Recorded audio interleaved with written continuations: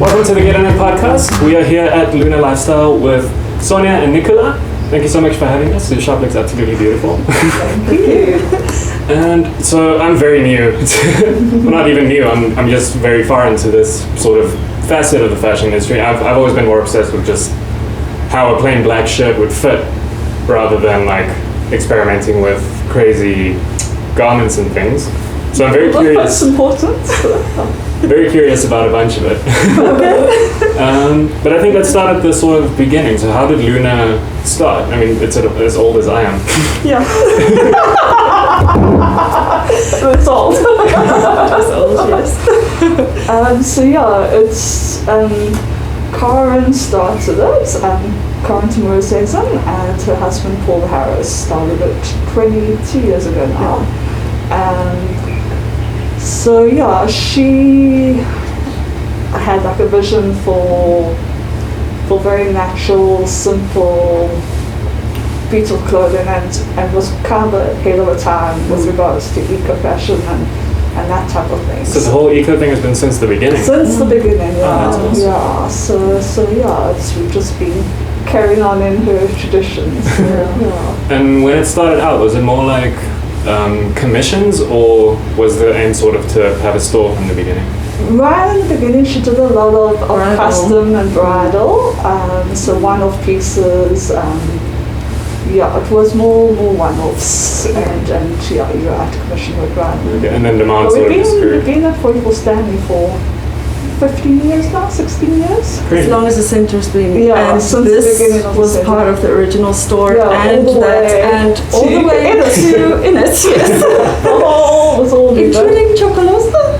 Chocolosa was actually the entrance. There was an entrance to the center. whole, from this entrance to the other entrance. So it's a huge, massive wide, space. open space. There's no electricity around the beginning, and it's just a beautiful vision of rides. That's so cool. And it's grown into this insanely awesome space. Yeah, like the thing we love about 44 Stanley is the sense of community here between everyone.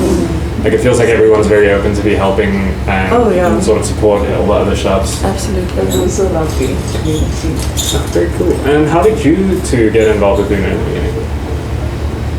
So when I was studying fashion, I was always a fan of Lunar.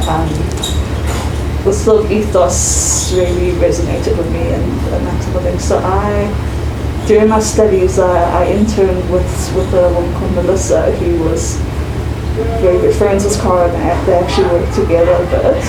So I just got introduced to Cara and Paul through her. And then, when I finished my studies, I started working here, and I've been, I was another job first, and then I moved here in 2012. Okay. So that's a good, 9 years? Yeah, I think 8 and a bit. It was end of 2012, And yourself? Yeah, and then she bought the business about 2 years ago. Yes. 3. Oh my goodness. 3.5 actually. You have a toddler. How's your child doing? He's got 3 of the terrible twos. Yeah, so I'm a little older than Nicola, so I actually started my career at Stone Cherry. I don't know, you're a bit young maybe. So that was right after. Stone Cherry was one of the top brands, and then around that time of like just post 94, before 2000. That's the time that Lunar started. That's the time that it was a really exciting time in South African fashion, and really a time when there was a new aesthetic coming through that was based on our identity, not necessarily based on trends coming from Europe or just kind of like ball gowns and things. So that's kind of where it started branching off into its own. Yes, definitely. So kind of like Stone Cherry, Lokshan Culture, Black Coffee, Lunar, all of those brands were started around that time. Same sort of time. Yeah. Okay. So I started at Stone Cherry and I spent eight years there, and then I I lived abroad for about 8 years, and then when I came back, I started looking around, and Lunar was luckily looking for a designer. So, and Lunar's aesthetic, yes? So I was going to say, it was quite nice because I worked in Lunar before, but then I took it over at about the same time Sonja joined. Yes. So it's quite nice. We to have that kind of had this new team in roll place together, which yeah. was a good timing. It was good timing, and Lunar's aesthetic just really, what's wonderful about it is that it's classic, but it always has a little something. So it looks a little odd sometimes, or there's something that's slightly weird, but it's also the kind of thing that you can wear in 5 or 10 years' time, and it will still look good because of the quality and because of that combination of classicism with something that's a little different. Like I must say, as an outsider, I've very much enjoyed, like you say, everything does have its unique sort of feature, but it's not that like high fashion that you wouldn't see someone wearing when you're out and about kind of thing. Exactly. It's wearable and it's not time specific it's just interesting no matter when.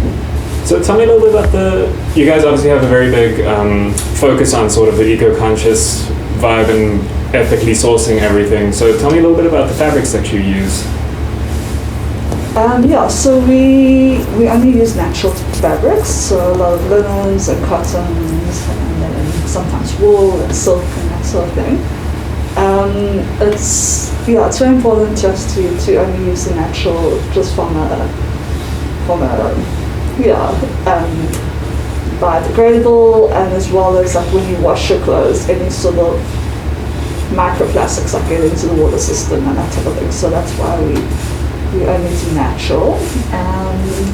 Sourcing is a bit of a challenge. We try to do local as much as possible, but there aren't many there's really in South Africa anymore.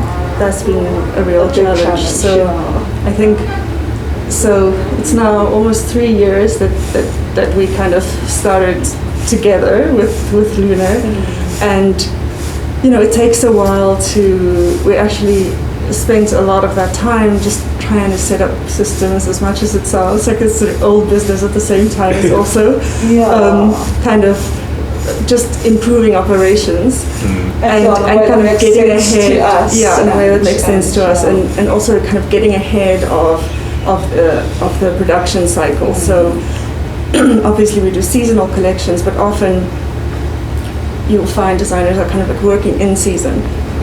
And we're lucky because we're not really bound by what's going on out there. We do what we want. So we have the luxury of really trying to. We've got 2 years probably of collections, of commercial collections that are kind of planned ahead. Okay. So that's really nice, and that helps to just improve the running of and both so the you've got business time and to produce it. So it's more. You don't have to compromise because of time constraints. Yes, exactly. So so now what we want to focus on moving forward is really exploring where can we find South African mills, like small places. We know of some places in Cape, we know some places in Eastern Cape, we know there's a place in Cape Town that kind of recycles cotton, so they'll take all sorts of cotton, they'll shred it, they'll repurpose it or make it into a yarn again, and you can weave.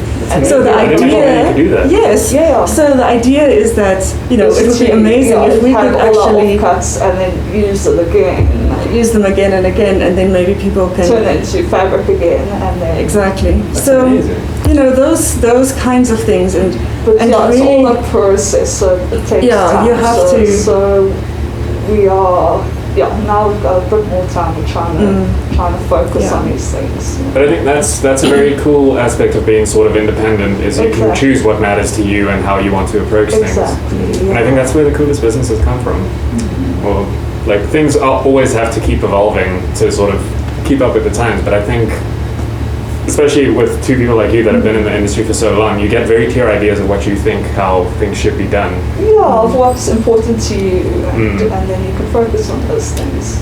Exactly, that's amazing.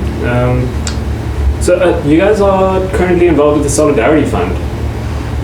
Yes, so it's in the beginning of lockdown. We did, obviously when in full lockdown, we weren't able to ship anything, and our customers were really generous in supporting us and buying things and buying gift cards and things, even though we weren't able to ship them products. So just as a thank you, we at that stage we donated 10% of all sales to the Solidarity Fund, and they really are doing amazing work. I know they're a lot involved in the vaccines and involved in a lot of things.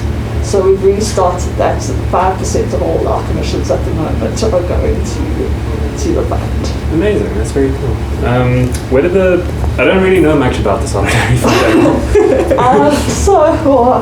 It's just I think it was started by the Rupert family, the Oppenheimers possibly, or did they have a separate fund? I think they contribute to it, but it's independent. Yeah, I think they had a separate one that was tied to that.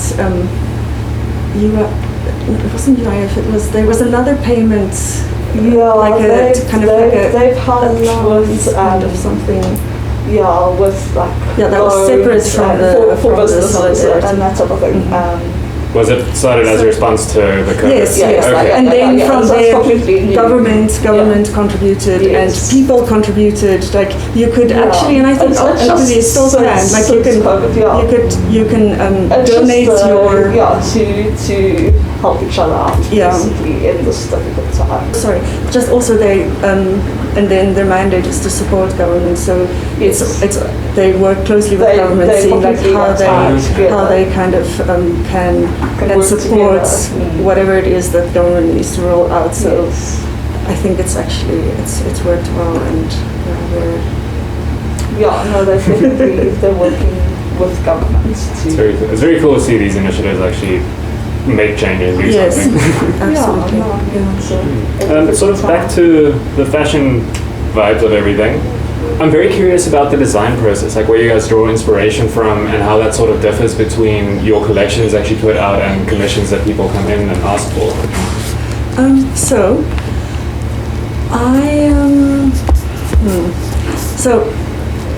when I started, the thing that I really wanted to do was to kind of bring Lunar back to the original aesthetic, but for now. So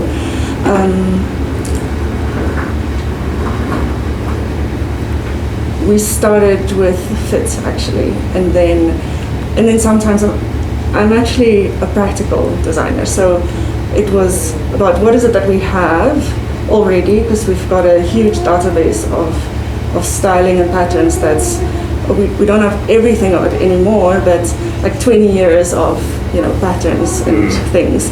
So what is it that we have that we can update or change the fits so that we have something that we can move forward on now to save some time going forward, and then we work on kind of like slowly. The one thing is fit, the second thing is aesthetic. So that while you're developing your new ranges, you've got an updated fit that you know that this is a jacket that works really well. This is a short jacket that works really well. We work really hard on trousers and the fit of trousers. If it's a skinny, it's a more fitted trouser that it's fitted and flattering, but it's not so tight that it makes you feel like you're stuffed in what are those pork sausages? Chipolata or something.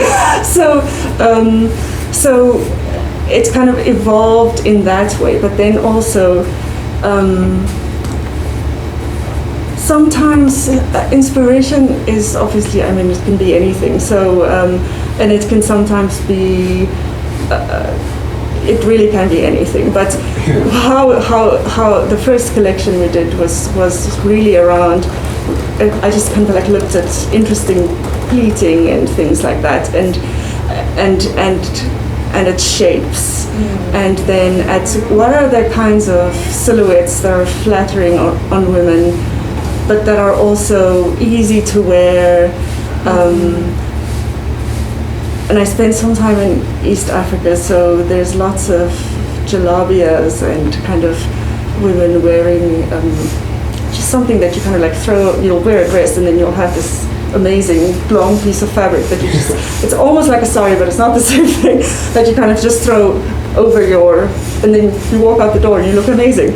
So, but also, gosh, I'm so rambling. But also looking at the practicalities of so yes, like what you need, what you have, like how those things would they work together. So we had like a beautiful dress, and then now we do like a little jacket that could go with that, and then just like building. Yeah, and if you're looking at styles of trousers, then you've got a higher waist that works well with that jacket. So you're always kind of looking at, if you have these pieces in your wardrobe, how do you build on that? Because you also want to make sure that, so if we're talking about consuming and people having to people need to consume less. Yeah. They need to consume better and less. So a big part of what it is that we want to do is we want to supply you with something that is going to last because it's great quality, and it's going to last because it is timeless and it's interesting, and it's going to last because it's useful. Where it's often. Exactly. I really love the emphasis on practicality and the fit and everything going together, because I feel like a lot of again, from a very outsider's perspective, I feel like a lot of it's just like, oh, we need to get this one Instagram photo, and then this garment doesn't matter anymore.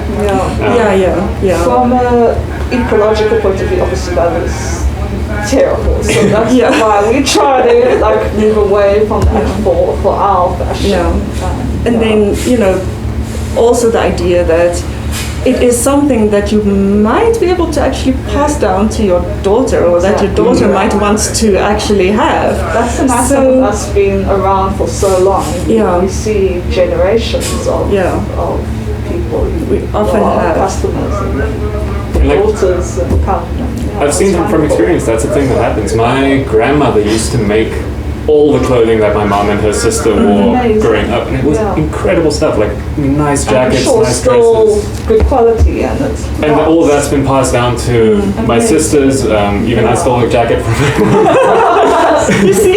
But we still wear it, and it's amazing clothes. Like, people ask us, can we buy that off you? Exactly. And it's from however many years ago, and it's still great. So that's what we strive for. It's very refreshing to hear that someone's still thinking. And then the other thing is also that, so if you're looking at, let's say if you look at a commercial collection like the one we did, if you look at a fashion week collection like the one we did for Cape Wools, which was the autumn-winter collection, it was quite, I really wanted to make it bold and interesting and a little bit weird. But there's so much in there that we then, I don't want to say water down, but then you use certain elements from those shows, and you can make, I don't want to say a million different iterations, but you can draw so much from what you've done there. Because the other thing that we often don't talk about is development cost, not only the amount of time that it takes to actually make something that fits well, that looks good, where you're takes years of just of tweaking things, and you can work months on a single garment just to make sure that it comes out properly, and that means that you're probably doing up to 4 patterns sometimes. That's a lot of paper. And then every one of those has a sample.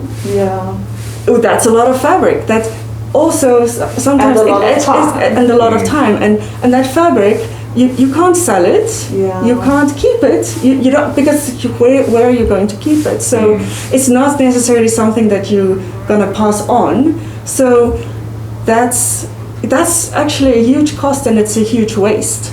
So So to me, it's really important that if you're developing this style, that it means that you're going to use it and that you can use it in a number of different ways, so that cost is actually worth it.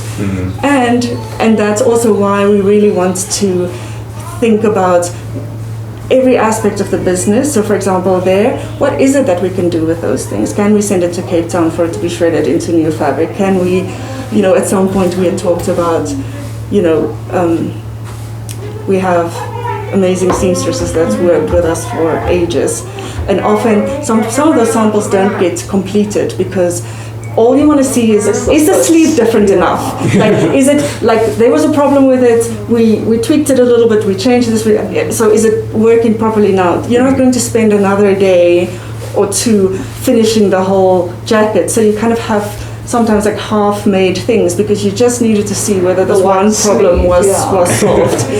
But if you've got those half-completed garments that they can complete on their own time and that they can then sell or use, then that's something that actually makes sense and it has use. It's not just discarded. So, yes. That's a very great approach. I think people often underestimate the cost of the time, especially when it comes to anything that's a creative venture, because you can't rush it. Exactly. There's this whole consumeristic thing is like, you need to streamline every process and get everything as quick as possible and do more and keep going and blah, blah, blah. But I feel like there's a lot more value in things that the proper care and time was put into it. Exactly. Which then will become a thing that can be passed on through generations, and then it contributes to a greater whole, the costs of it. That's very cool. And then sort of a final one, has there been any single commission or garment that you've done that has been a major challenge that sort of sticks out in your head as a milestone? Oh, the one in the window. We'll show it to you just now. So that is a winter. It's like a wool melton, so it's quite a thick fabric, and so it has a funnel neck, which was woven from mohair and merino wool. So every panel was woven separately, and then it was sewn together to create this kind of shaped, almost like a... It was quite a mathematical challenge. Yes, it was, to get the shape we'll show right. You the working out. And then it kind of, it's very simple at the top, but then it has all these frills and frills and frills of this very thick fabric that's almost like, how can we describe it? It's quite... I'm not sure. Yeah, it's very... there's a lot of it, let's just put it that way. I think there's a whole roll. Yeah, there's a whole roll. So it's about 30 meters of that fabric, and then we had put wire into every single one of those seams, and the frills were stitched on not just around, but kind of like folded back on each other. So if you can imagine you're a machinist and you're sitting and here's your machine and it's shaped like this, and there's a limited amount of space here that you can work with. You're basically fighting with the dress all the time. Yes. But the energy machine was quite and it is incredibly heavy. So 2 people need to carry the dress I mean, you can wear it and you will be strong, but two people have to kind of lift it to get it on her because it is that heavy. So that was one, and then the other one was also from the same show. There's a little grey like a mohair boucle top that's kind of shaped. It it looks a bit like maybe like a bit of an American football. I was going to say that kind of padding that they wear, but it's slightly asymmetrical. So what we did to create that volume underneath it was we actually made a tulle undergarment. So you were like layers and layers and layers and layers of gathered tulle. And so like a huge thing that you have to try put into a machine. And it came out looking like a little like a huge, cute pom-pom. And then we see us spend probably like an afternoon trimming down, just like a topiary kind of thing. We're trying to shape this thing. And it was weird because when you imagine, we thought that you would need quite a bit of volume under it, but we actually almost trimmed most of it off. It was kind of sad. And then what we did is we added another version of it, which was just part of another dress. Because we covered it with the mohair. Because we covered it with the mohair. There was such a beautiful underneath layer with all the tulle that we were sad that no one would see it. No one would see it. So we made this other one that was really, and it had like this extra thing at the back, and we've had some amazing photo shoots with that piece and with that dress also. And so those were amazing. Challenging, but amazing. Yes. I know it sounds like you had a lot of fun. Yes, I mean, it was more fun at the time. Well, we're really lucky because our team, we have a wonderful team, and also the environment, the culture within our team is really one of working together and helping each other. There's no, I love working with Sia. He's such a great pattern maker because he's just always willing to take on whatever it is that I'm throwing at him. And a lot of the time I don't speak in full sentences. My drawings are not necessarily, very clear. I will kind of explain, I'm thinking of this kind of thing, and I can just see us just going like this. And I can just see that he's thinking, what on earth? How am I going to do this? But he's always willing to give it a go. And Nicola is just, again, my drawings. So, for example, that dress, that one, I was kind of, something like this. It looked like a cake, more or less, like an overly decorated cake is what the drawing looked like. But she really trusts me in that sense, and she had I don't want to say she had no reason to trust me, but she, we haven't worked together before, so it was amazing to have her just say, okay, fine, it's okay. The team, there is a lot of understanding of each other. Yeah, and all have like similar goals, so everyone is able to run the bit with their ideas and it's all come together because we do share that sort of this thing goal, that we're going towards. And the machinists, for them it can be really frustrating because they're the ones who are fighting the garment or who have to do one thing kind of like over and over again until it gets done. Perfect. So there's they also have the same when it's all done and there's so give and take and kind of like listening to how is it that we can make it better next time, and exactly and so it's we're lucky in that way. So it's not always fun when you're in it because it's very stressful, but it actually really helps to have this team where the culture is one just of trying to, everyone who has their speciality can help on how we could get something done, and all like some vision that we trying to do, and everyone can contribute on how to get there. Because not all places work like that, and also I realize, I always was I've been really lucky because I've always worked in amazing places where there's a wonderful culture, but so I've always just loved the people at Lunar and the team, but during lockdown it became really clear just how much that team actually emotionally support each other. It was really hard to go through coming, because we would come into the store or we're kind of working on our own and separately at the moment, and our team is not around at all. Everyone's working. And it was just, you feel a little bit orphanage, like Yeah. Yeah. that sense of community is something you can't buy it. It's something to be very grateful for. Yeah. No, And I always feel like absolutely. there's two types of stress where you can be stressed about something because it's worrying you or it's a threat to you, or you can be stressed about something because you're really passionate about it. And I feel it always feels the same when you're in a stressful situation.